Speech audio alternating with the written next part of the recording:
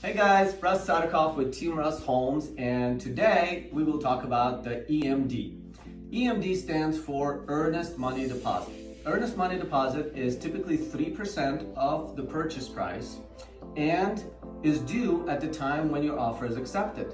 Now, a lot of people ask, well, is EMD part of the down payment? And the answer is yes, EMD is part of your down payment. So let's say you're purchasing a home for $1 million and you're putting 20% down, so that would be $200,000. Since your earnest money deposit is 3% of $1 million, that would be $30,000. So you bring $30,000 at the time of your offer acceptance, and then you bring the rest, which is $170,000 at closing.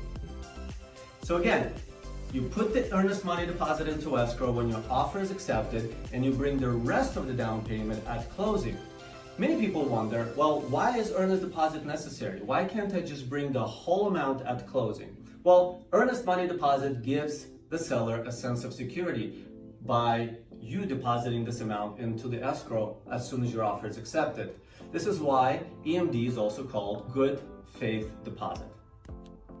Depending on the situation, if you pull out of the deal, you may or may not lose your deposit. It really depends on the contract.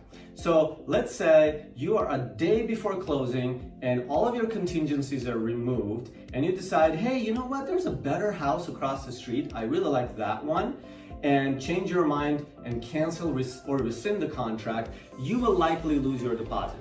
However, if you do have contingencies in your offer and you discover a major flaw with the property and cannot come to an agreement with the seller about it, you can rescind your offer and most likely will get your deposit back. In summary, EMD stands for Earnest Money Deposit. Earnest Money Deposit is typically 3% of your purchase price. Earnest Money Deposit is due at the time of your contract acceptance. Earnest Money Deposit gives sellers a sense of security that you're following through with the contract, thus also being known as the good faith deposit.